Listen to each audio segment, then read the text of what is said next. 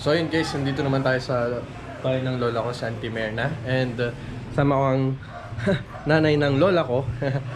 98 years old, magna-99 sa November. And yun nga, nagpakain sa auntie. Auntie, oh, sama ko sa vlog. Oh, birthday ni Uncle Fernando ngayon, kaya nagpakain siya dito. Nasakto sa baba namin.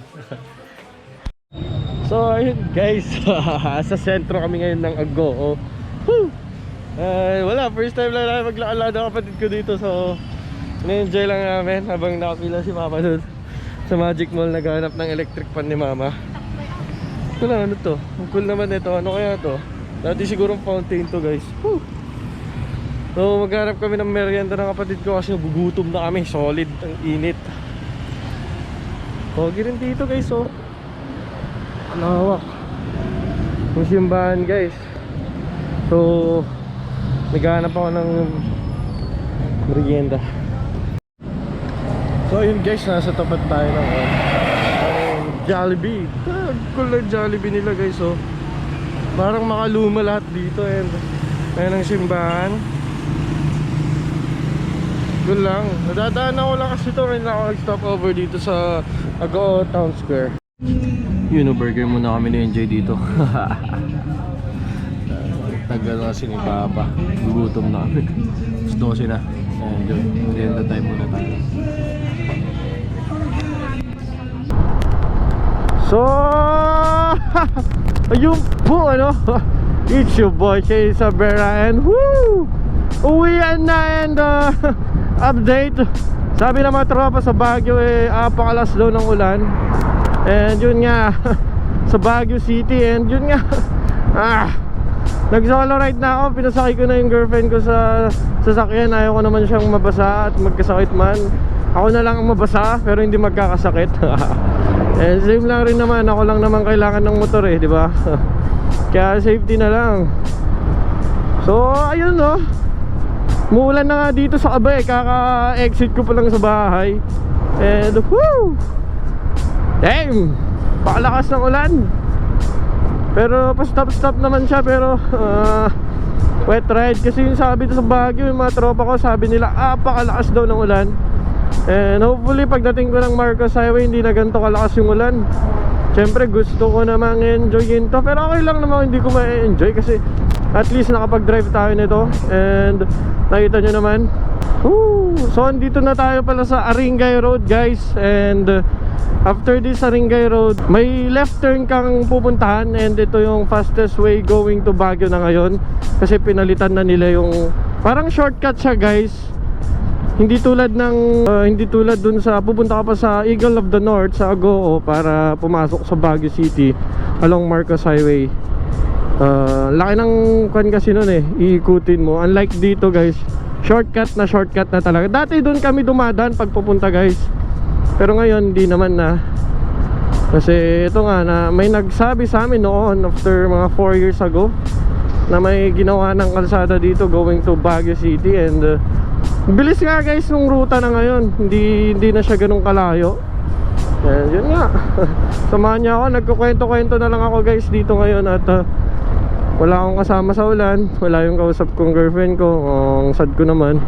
Pero yun nga, nasabi ko yung mga fastest route and mga daan dito sa amin. And ito nga pagtapos ng bridge, papasok lang tayo, left turn. Nandito na tayo sa shortcut pa Baguio. Hopefully guys hindi sira ang aking mic para naririnig nyo pa rin ako. Napakalakas kasi ng ulan tapos hangin, diba? Yan lang, chill ride lang naman tayo ngayon guys. Hindi tayo mahataw kasi basang daan. Kahit sino pang magaling magmotor yan kakabahan at kakabahan na rin sa pag drive ng wet ride kasi Woo! Basta tayo ni kuya. Okay lang naman. Naintindihan naman tayo. Naintindihan ko naman. Kaya nag-ready na rin talaga ako na mabasa. Wala na akong gamit dito na nawakan pa.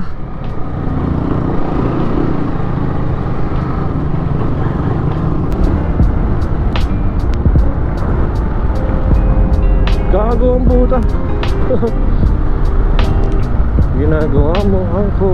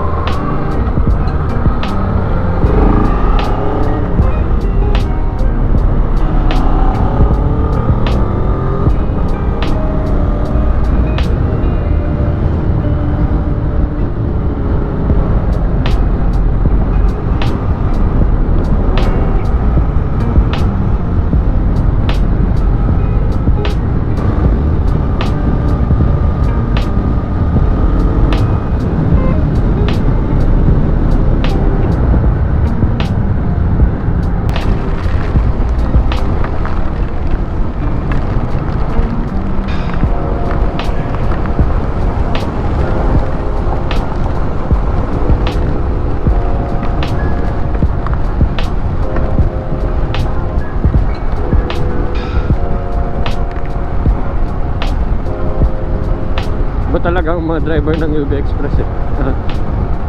Kaya pagbigyan na natin, ganyan sila kalupit. Oh. Hindi naman tayo ganyan kalupit, pero idol ko yung mga yan. Always drive safe mga angko. Subukan ko rin UB, parang balikan, nakapagod. Saan nila, Nueva Ecija pa. Ako, ginawa ko lang dati 3 trip La Union sa Aringay, nakakapagod rin ah. Akyat baba, pagka-drop ng mga tao, tapos pataas, wala kang load, yun yung mahirap, wala kang kita. Pero pag pababa, may sakay ka naman, hindi ayos rin kung ganun. Saan pa galing to? Cabanatuan City o Nueva Ecija pa pala galing to mga. Shoutout sa inyo. Taga San Jose City rin ako guys, Nueva Ecija. And ganito rin yung masasakyan namin, kasi daraan to dun sa amin. Yan ang nakakatawa guys, kaya kong tumakbo ng 100 sa CBR ko. Dito hindi ko alam kung paano, hindi ko makontrol guys, ganun kalakas to. Ganun ako natatakot gamitin to, kasi iba yung torque nya. Unlike dun sa CBR 150cc, sasagad mo siya ng 130, kayang kaya mo pang i-handle, tapos magaan. Except to guys, hindi ko pa kasi gamay. Siguro pag nagamay ko na to, kayang kaya ko na rin banking. Pero ngayon pang-usapan na muna. Kakaiba Mamaw is mamaw.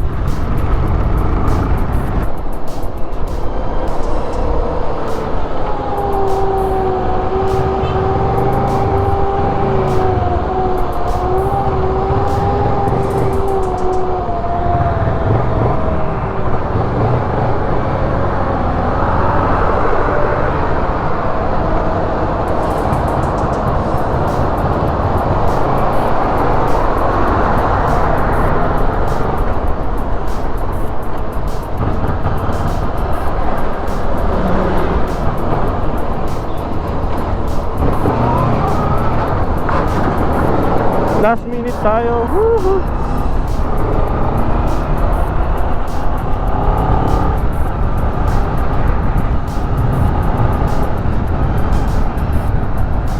Okay, Baguio Fields guys, wala akong makita.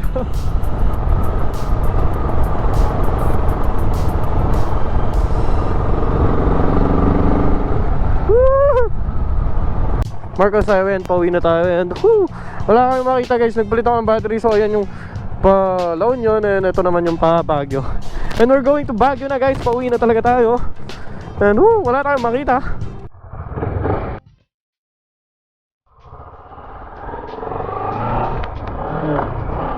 Ayan, chill ride lang tayo guys.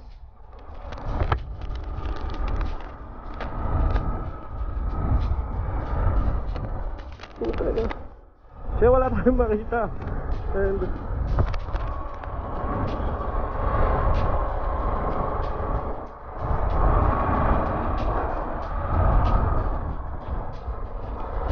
wala nang fog, pero puta lakas na ulan. Pero may fog pa rin sa ibang ibayo.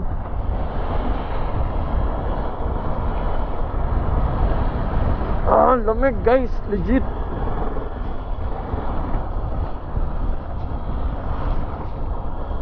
Okay okay lang na wala na tayong kapote. Naka-riding jacket naman tayo, pero napakalamig pa rin.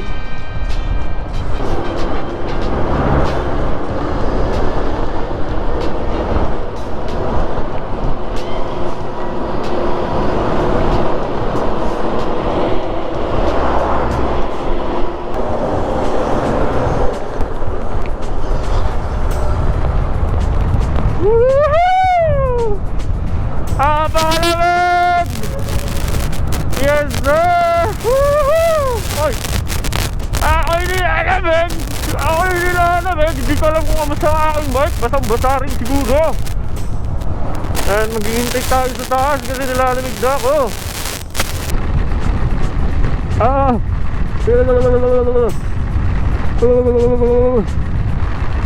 Woo! Woo! Ano ka? Woo! Woo!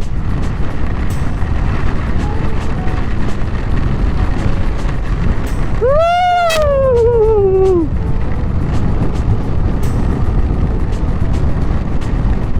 Woo! Aray. So ayun guys. Okay. I'm freezing. Solid. And ito na, nasa Baguio City na tayo. No more worries. So, Papa Pips.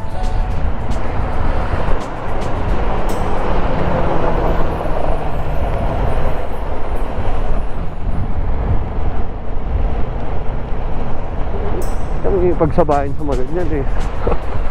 Ibang level ng mga pero tara, buka na rin.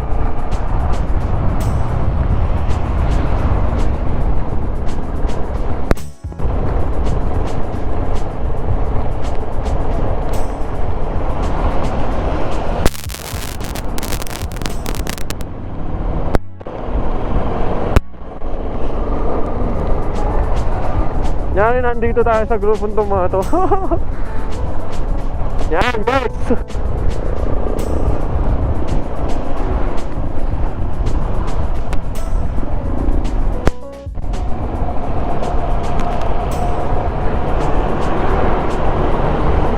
To say as rolling the haters.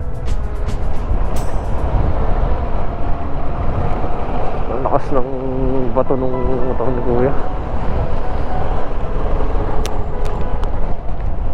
Bukan lang natin kung anong feeling pag sila kasama dito.